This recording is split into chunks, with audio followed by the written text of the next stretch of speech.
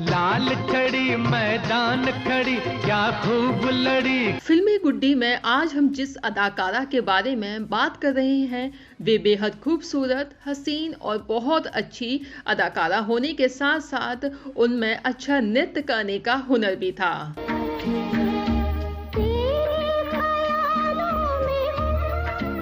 जब वो सिने पर्दे पर अपने नृत्य का हुनर दिखाती तो लोग अपनी सांसें थाम लिया करते थे।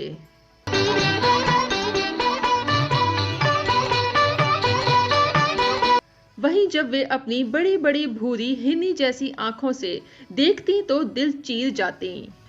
और जब ये अदाकारा नीली साड़ी में लिपटी गीली जुल्फे लिए गाने में नजर आई तो उन्होंने अपने हुस्न का जलवा ऐसा बिखेरा कि देखने वाले देखते रह गए।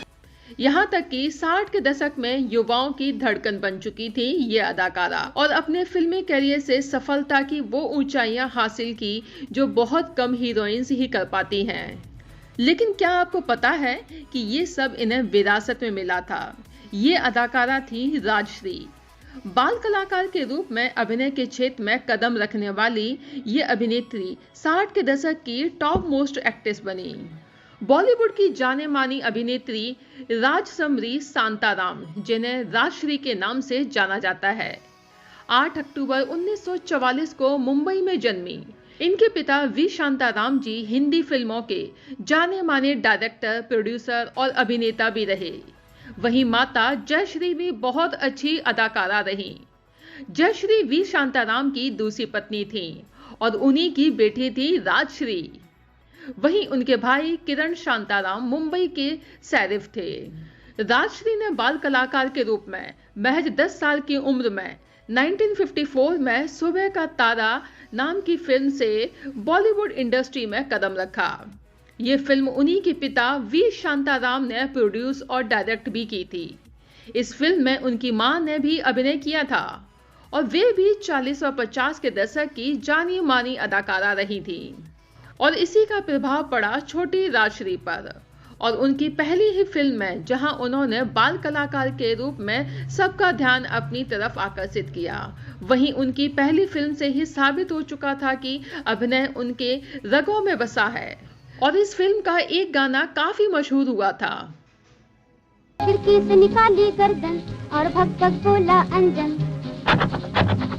उनकी दूसरी फिल्म आई 1961 में स्त्री। इस फिल्म को भी उनके पिता वी शांताराम ने ही डायरेक्ट किया था। अब 1963 में फिल्म आई गृहस्थी। इस बार ये फिल्म उनके हुनर और काबिलियत को देखकर मिली थी। इस फिल्म को प्रोड्यूस किया था एस.एस. वासन ने। जहां पहली 2 फिल्में उनके पिता की छाया में बनी थी, वहीं गृहस्थी फिल्म से उन्होंने साबित कर दिया था कि हिंदी सिनेमा की उभरती सितारा हैं। इसके बाद 1964 में घर बसा के देखो और शहनाई जैसी फिल्में आई। शहनाई इस फिल्म का एक गाना बहुत पसंद किया गया। नीली साड़ी और भीगे बालों में लिपटी राजश्री कहर ढाती नजर आई। 1964 में एक और फिल्म आई गीत गाया पत्थरों ने। गीत गाया पत्थरों ने। पिता वी शांताराम ने उन्हें बतौर अभिनेत्री एक बार फिर से ब्रेक दिया और ये फिल्म बहुत हिट हुई।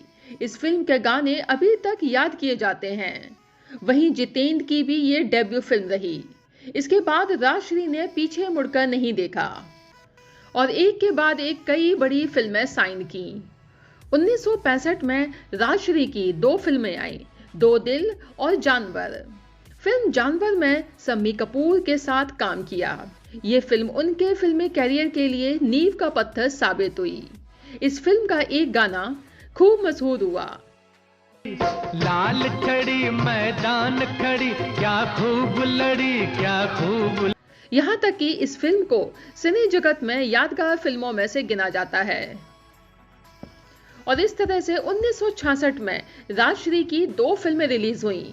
पहली फिल्म थी सगाई और दूसरी फिल्म रही मोहब्बत जिंदगी है। फिल्म सगाई में विश्वजीत मुख्य भूमिका में थे, वहीं फिल्म मोहब्बत जिंदगी है में अभिनेता धर्मेंद्र के साथ राजश्री को काम करने का मौका मिला और लोगों ने इनकी जोड़ी खूब पसंद की और ये फिल्म भी हिट साबित हुई। और इसके बाद राजश्री की लोकप्रियता लोगों के बीच बढ़ती ही जा रही थी।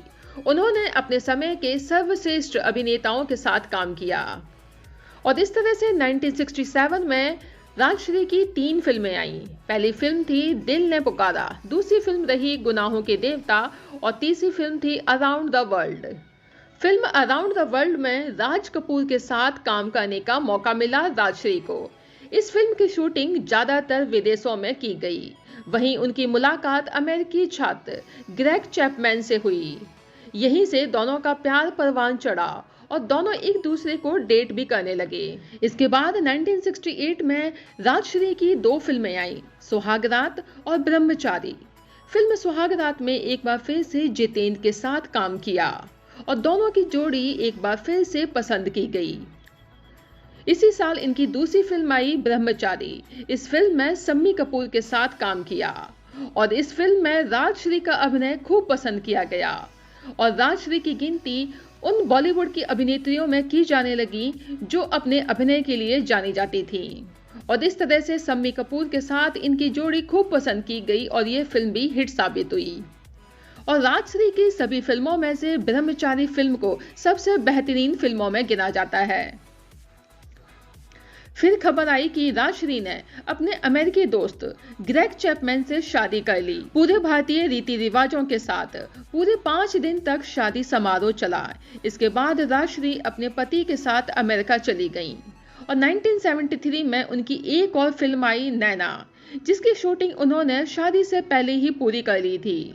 और अब ये अभिनेत्री पिछले 30 सालों से लॉस एंजल्स में अपने पति के साथ रहती हैं। वहीं उनका कस्टम कपड़ों का बिजनेस भी संभालती हैं।